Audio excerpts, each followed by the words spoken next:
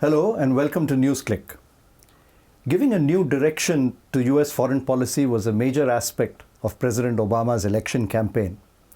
The award of the Nobel Peace Prize to Obama was in large part a recognition of his accomplishments, or at least the potential for significant achievements in this sphere. Yet, Obama's Nobel acceptance speech was a bold, some would say audacious, advocacy of a militarily interventionist foreign policy. So, a year into the Obama presidency, does his foreign policy represent continuity or change vis-a-vis the Bush era? To discuss this, we have with us today Dr. Vijay Prasad, who teaches at Trinity College in the US and whose recent book has just won the Muzaffar Ahmad Award last year. So tell me, as far as Obama's foreign policy is concerned, relative to the Bush foreign policy, is there more change or more continuity? Anything Obama does is an improvement to the Bush years, particularly in tone, particularly in style. So, if Obama decided to, say, increase the war in Afghanistan immediately after the election, it would have helped that he can say Pakistan without butchering the name of the country. And elites in America felt he was at least an intelligent aftermath to the Bush years. I mean, you have to consider that Obama is a person who sits in a certain office. He's the President of the United States. So there are certain formal institutions that are unchanged, regardless of who is the president. The United States also is part of a group of countries that are at the core of trying to control the world order. So in that sense as well, Obama is not going to determine, he doesn't have the space to determine massive change very quickly. I mean, to be frank, again, when Obama won the election, it was a moment of celebration as well. On the surface of it, it was to celebrate this, nice stubby brown finger in the eye of white supremacy, that a black man could be the president of the United States. So there was that, there were other things.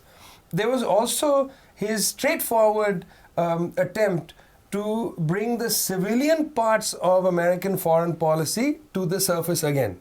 You have to understand, in the context of not only the Bush years, but going back to Ronald Reagan, the US State Department had been sidelined dramatically, and defense had become essentially the sole vehicle of producing a foreign policy and then producing aspects of how to put it in line. Yeah. Right. So in that context, how do you view the major foreign policy shift which Obama said he would bring about and which he's gone about trying to do, which is to move from Iraq as the central theater of the so-called war on terror and move it to the AfPak?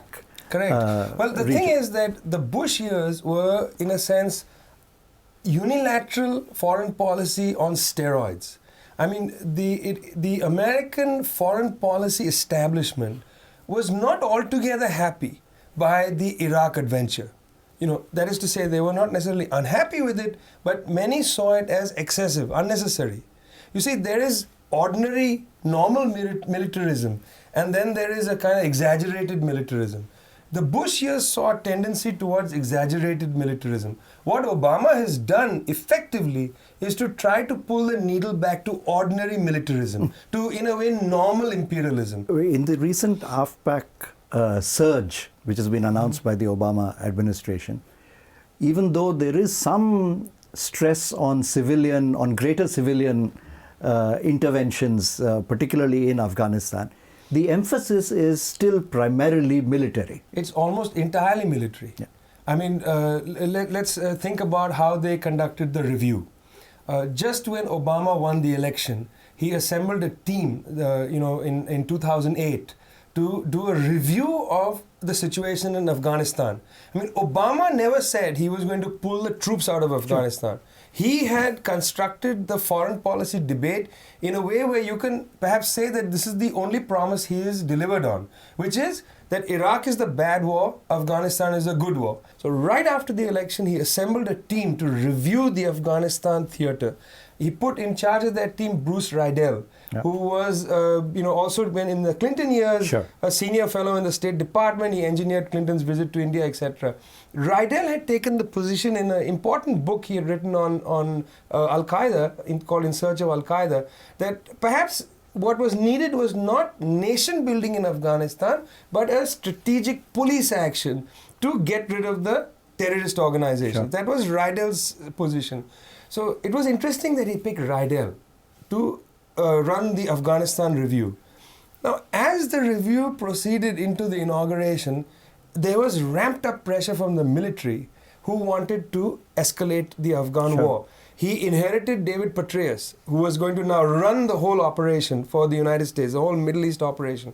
And Petraeus had had a certain kind of success in Iraq, at least to their mind. He had conducted a surge. He wanted that policy in Afghanistan. It's interesting, Obama kept dithering on what must be done here, because you can already see there were two positions. There was the kind of civilian position, which said that drone attacks, a strategic police action against Al-Qaeda, but not more nation building. And then there was a section of the military that said, let's go in fast and hit them hard. Inside the military, there was a group they were the West Point boys. These were fellows who had all been at West Point, the principal military academy, around the same time, between 73 and 76. David Petraeus, Odierno, Carl Eikenberry. But in a sense, the central debate has not been so much, whether in the review or after, between a greater civilian role or a greater State Department role, as much as a difference in the kind of military strategy. Exactly. Precisely. So it was counter-terrorism versus defense of... Precisely. And the reason this happened was, the reason the State Department couldn't get a word in edgeways is that the way they framed the debate was on the strategy of war making. Right. Because their principal problem was, unless there is stability, there can be no civilian solution. Right. That was the principal break. And I think they trapped themselves. We've had the promise of candidate Obama to shut down Guantanamo Bay. And we've seen once again some moves in that direction and then holding back. And now with the recent developments with the Nigerian underwear bomber, as he's called, now there's this freeze on that with developments in Yemen. And there's now growing talk of a third theater. Correct. In the war on terror, opening up the theatre in Yemen. Do you see that as a realistic possibility? The theatre in Yemen was opened out in 2002 when the United States used a drone to hit and kill the then Al-Qaeda of Yemen leader. So it was a short-term development, but the theatre has been ongoing. The US has just not prosecuted the Yemen theatre with the kind of heavy military presence, with battalions and tanks, but they have definitely been engaged in the sky, watching, etc. And I mean, look, we'd have to go into another angle, which is that the United States military is so stretched right now. That's right. They are not capable of opening a theatre in a place like Yemen, which is on the doorstep once again, the other side of Saudi Arabia. Right. I mean, if Iraq, the invasion of Iraq and the Dhahran base in Saudi Arabia have enraged elements of the Islamist population in Saudi Arabia, can you imagine if the United States is at war in the Gulf, just south of the holy cities? It would be insanity, So I feel that if there is, if there's a rational strategic assessment in the Pentagon, they'll say, let's just hit them with drones. Yep, but if there's a logic which brought them into Afghanistan and the AFPAC region in the first place, which is here is this ungoverned, unstable area where Al-Qaeda has found a haven, a very similar logic today prevails or is likely to prevail in the Yemen as well. I agree. I mean, I think that, look, at some level, these logics are fungible. Sure. You mentioned at the start Obama's speech at the Nobel, when he received the prize. I mean, that was the most sophisticated Walzerian, like Michael Walzer, the most sophisticated defense of the just war theory. Sure. With a very curious twist where he ignored the question of civilian harm.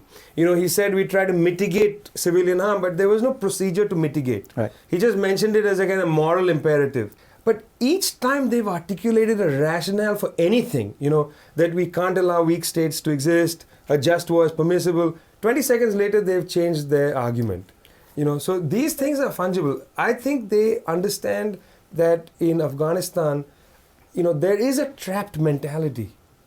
Even the people that I, listen to and talk to in the State Department, some of them understand that this is a trap. If Brzezinski wanted the Russian bear to be trapped in Afghanistan in 1970s, the American eagle is totally trapped. I mean, the Russian ambassador right now in Kabul was the Kabul station chief for the KGB during the Soviet period there. And he says quite candidly, the Americans are making all our mistakes Sure. and some new ones. Sure. So there is that as well.